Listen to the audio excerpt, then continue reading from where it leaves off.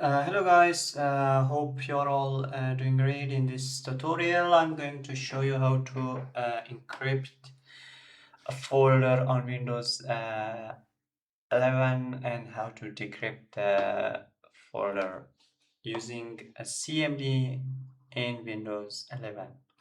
Are you ready? So let's get started. I have a folder which is encrypt, okay? So first I'm going to show you how to encrypt the folder using CMD, okay?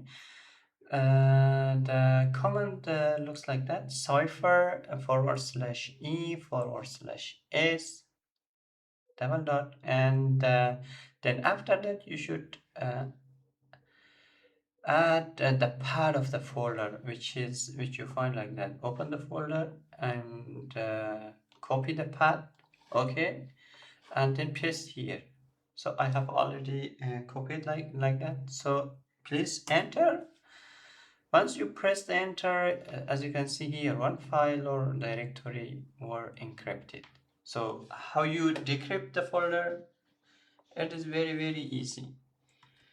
Uh, just a moment. Change the encryption into decryption. As you can see, this /encryption, and change it into D and press enter.